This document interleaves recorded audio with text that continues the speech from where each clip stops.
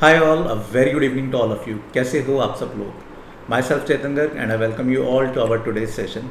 यार आज का सेशन है ना काफ़ी अच्छा है। इसमें ना बेसिकली हम ये वाला क्वेश्चन डिस्कस करने वाले हैं। आई एम वेरी श्योर आपने थंबनेल देखकर शायद ट्राई किया हो, बट ये काफ़ी अच्छा क्वेश्चन है यार। मतलब दिखने में शायद ईजी लग रहा हो कि चार ही तो इक्वेशन है, साइक्लिक है एंड उसको सॉल्व तो कर ही सकते हैं। बट यहाँ पर एक कॉन्स्टेंट था कि a is not equal to b. ठीक है, बहुत सारे बच्चों ने देखा होगा कि यार अच्छा 0,0,0,0 ये तो एक सोल्यूशन दिख ही रहा है। ठीक है, but a is not equal to b ये कॉन्स्टेंट था, तो मतलब ये वाला सोल्यूशन एक्सेप्टेबल नहीं है। इसके अलावा हमें और सोल्यूशन चाहिए। इंटरेस्ट में इसके अलावा भी सोल्यूशंस हैं। बस all you need to understand कि A B C D they are real numbers. वो सिर्फ इंटीजर्स या सिर्फ नेचुरल नंबर नहीं है, रियल नंबर्स है। They can be rational, irrational, कुछ भी हो सकते हैं। ठीक है, वो रियल नंबर्स हैं। ठीक है, प्रोसीड करते हैं। और इनफैक्ट इसका मेथड इंपॉर्टेंट है एंड मतलब हो सकता है आप लोग किसी और मेथड से करो, तो मैं चाहूँगा कि अगर आपने किसी और मेथड से किया तो प्लीज़ उसको कमेंट में लिखकर बताओ ज़रूर कि एग्जैक्टली आपने कैसे किया। ठीक है, तो देखते हैं एक बार क्वेश्चन कैसे प्रोसीड कर सकते हैं, कैसे सॉल्व कर सकते हैं। ठीक है, सबसे पहली चीज़ तो A Q plus B equal to C, ये चार हमारे पास इक्वेशन दी हुई हैं, हमें साफ दिख रहा है। लेट्स से इनको मैं अगर इन चारों इक्वेशंस को मैंने ऐड कर दिया, ठीक है, तो मुझे साफ दिख रहा है कि A cube plus B cube plus C cube plus D cube left hand side पर ये आएगा, along with B plus C plus D plus A, और राइट हैंड साइड पर भी C plus D plus A plus B, वो cancel out हो जाएगा, तो obviously this is equal to zero. ठीक है, ये हो गया ज़ीरो। अब देखो, मान लो इनमें से कोई भी एक ज़ीरो हो जाता है। अगर let's for an take an example, let's assume that a is zero. ठीक है, ए ज़ीरो होने का मतलब है फर्स्ट इक्वेशन से हमें क्या मिलेगा, that B is equal to C, है ना। बी और सी दोनों बराबर हो गए। और अब अगर मैं सेकंड और थर्ड इक्वेशन को ऐड कर दूँ, लेट्स से मैंने सेकंड और थर्ड को ऐड कर दिया, तो मुझे मिला बी क्यूब, बी और सी तो बराबर है, तो B cube plus B cube, two B cube कर दूँ, प्लस सी, है ना, plus D, and that is equal to D plus A. ठीक है, तो ये उड़ गया, डी और डी उड़ गया, और ए तो ज़ीरो था ही, और बी और सी बराबर थे, तो हमारी इक्वेशन बन गई two B cube plus b that is equal to zero. इसका मतलब आया b should be equal to zero, because b अगर आप यहाँ से कॉमन निकालोगे तो ये two b square plus one equal to zero बनता है। That has only one solution which is b equal to zero. तो ए इक्वल टू ज़ीरो का मतलब था बी इक्वल टू ज़ीरो, और ये हमारी कहानी आई कि बी इक्वल टू सी और बी ज़ीरो आ गया, तो बी और सी बराबर थे तो सी भी ज़ीरो हो गया। अब अगर ए बी और सी आप तीनों को ज़ीरो डालते हो तो डी भी ऑटोमेटिकली क्या आ गया, ज़ीरो आ गया। तो इसका मतलब अगर कोई भी एक वैल्यू ज़ीरो होती है तो अल्टीमेटली अपन वापस इसी सॉल्यूशन पर आ जाएंगे। तो हम बोल सकते हैं कि नो वैल्यू इज़ ज़ीरो, और यहाँ पर हम बोल सकते हैं, अब यहाँ पे लिख सकते हैं a B C d are. इस पूरी कहानी का मतलब हुआ a B C d are non zero, क्योंकि अगर कोई एक भी ज़ीरो होता है तो बाकी तीनों भी ज़ीरो हो जाएंगे। मेरे ख्याल में से ये कहानी समझ में आ जानी चाहिए। ठीक है, अब अगर ये क्लियर है कि कोई भी ज़ीरो नहीं है तो थोड़ा सा और फिर बढ़ते हैं आगे। ठीक है, तो अब हमने कंक्लूड कर लिया कि भैया आपका ना ए ना ही बी ना ही सी ना ही D, A B C D they are non zero. ठीक है, अब देखो क्या क्या हो सकता है ए पॉजिटिव हो सकता है ए नेगेटिव। मैंने एक केस मान लिया कि इफ़ ए इज़ पॉजिटिव। अच्छा, अपने पास कंडीशन क्या है, ये सब चलो इक्वेशंस हैं, है ना। If a is positive and further मैंने केस मान लिया कि बी इज़ ऑल्सो पॉजिटिव। ठीक है, तो if a is positive and further b is positive. अच्छा, तो फर्स्ट इक्वेशन से क्या मिलेगा मेरे को, लेफ्ट हैंड साइड पॉजिटिव, तो इसका मतलब सी पॉजिटिव हो गया। ठीक है, बी और सी दोनों पॉजिटिव, मतलब डी पॉजिटिव हो गया सेकेंड इक्वेशन से। बट अभी भी थोड़ी देर पहले हमने देखा था, जब हमने चारों को ऐड किया था तो हमारा A cube plus B cube plus C cube plus D cube, ये हमारा क्या आया था, ज़ीरो आया था। ठीक है, अब अगर चारों ही पॉजिटिव है तो ये ज़ीरो तो हो ही नहीं पाएगा। तो इसका मतलब ए पॉजिटिव चलो ठीक है, but b can not be positive simultaneously, है ना। तो ये वाला केस बेसिकली हो गया रिजेक्ट, है ना। तो अगर ए, अब हम दोबारा चलते हैं फिर दूसरे केस पर, कि अगर ए पॉजिटिव है and this time B is negative, B is less than zero.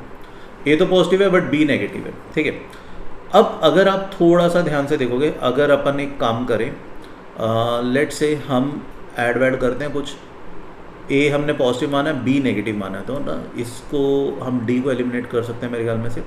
Let's add second and third. ठीक है। Second equation plus third equation को ऐड करो, मतलब basically I am just trying to eliminate D, है ना। तो ये क्या बनता है, B cube plus C cube plus C plus D that is equal to D plus A. D और डी का चैप्टर क्लोज। तो C cube plus C that is equal to A minus B cube. ए मेरा कैसे है, ए मेरा positive है, B मेरा कैसे, बी नेगेटिव है। तो नेगेटिव के आगे नेगेटिव लगाओ तो क्या मैं बोल सकता हूँ, राइट हैंड साइड पॉजिटिव है। ये पॉजिटिव होने का मतलब left hand side positive, left hand side क्या, C times C square plus one. C square plus one तो पॉजिटिव है ही है, तो सी भी क्या हो गया, पॉजिटिव। ठीक है। तो अब इस कहानी से क्या मतलब निकला कि भाई अगर ए पॉजिटिव है एंड अगर बी नेगेटिव है तो दिस विल इम्प्लाई दैट सी को पॉजिटिव होना पड़ेगा। अब ए पॉजिटिव, सी पॉजिटिव, अब इसमें डी की बात देख लेते हैं यार, डी के बारे में क्या बन रहा है। तो आइडियली वैसे डी नेगेटिव बनेगा बिकॉज साइक्लिसिटी चल रही है।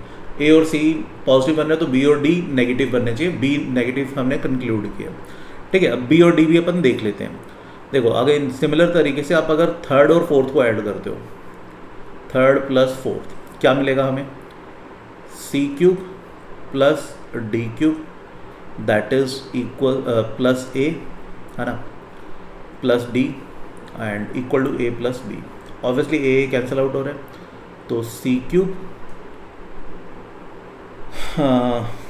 प्लस डी कॉमन ले लो, D square plus one that is equal to B. C cube तो पॉजिटिव है क्योंकि सी पॉजिटिव था, बी नेगेटिव है क्योंकि बी नेगेटिव था, है ना। तो left hand right hand side हमारी नेगेटिव है, लेफ्ट हैंड साइड में एक चीज़ पॉजिटिव है तो इसको नेगेटिव होना पड़ेगा, तभी तो नेगेटिव प्लस पॉजिटिव मिलकर नेगेटिव हो सकता है। अगर ये पॉजिटिव हो गए तब तो बात ही नहीं बनेगी, है ना। ये नेगेटिव होना पड़ेगा, इसको नेगेटिव तभी हो पाएगा जब डी लेस देन जीरो। ठीक है। तो अब हमारे पास क्या कहानी आई, अगर ए पॉजिटिव होता है तो इसका मतलब क्या निकला, इसका मतलब निकला कि बी नेगेटिव होगा एंड सी पॉजिटिव होगा एंड डी नेगेटिव होगा। ठीक है। तो बेसिकली ए और सी सेम साइन के होंगे एंड बी और डी ऑपोजिट, बी और डी मतलब उसके ए और सी के ऑपोजिट साइन के होंगे। ठीक है।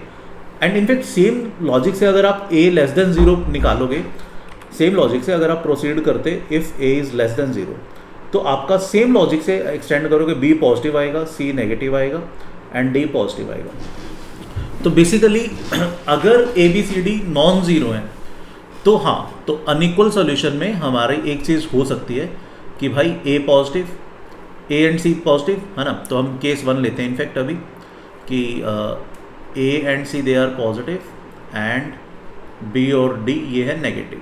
ठीक है। चलो अब इसको है ना सॉल्व करने की कोशिश करते हैं। इसको कैसे सॉल्व किया जा सकता है पता नहीं, देखते हैं।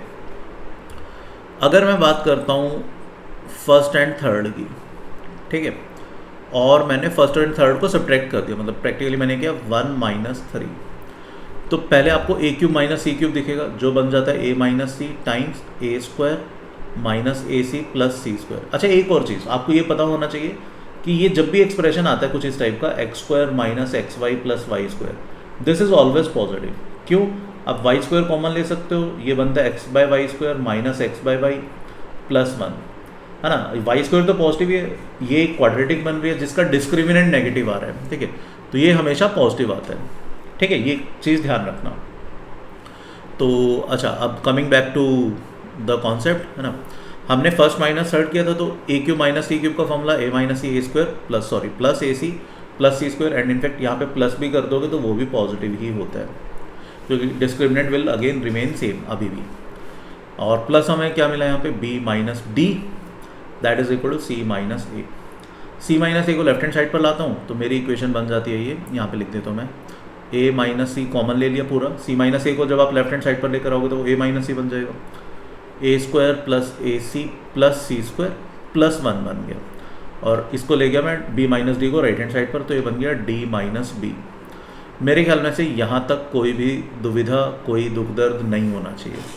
सेम लॉजिक से अगर आप सेकंड और फोर्थ को सब्ट्रैक्ट करोगे, second minus fourth that will give you b minus d, मैं मतलब सिमिलर तरीके से लिख ही देता हूँ ना, B minus D into B square plus A square plus C square plus A C आएगा यहाँ पे, my bad, A square plus C square plus A C plus one, यहाँ पे B square plus D square plus B D plus one, और इधर इधर ध्यान से देखो, यहाँ पर c माइनस ए हुआ था, तो राइट हैंड साइड पर जाकर क्या बन जाएगा, वो a माइनस सी।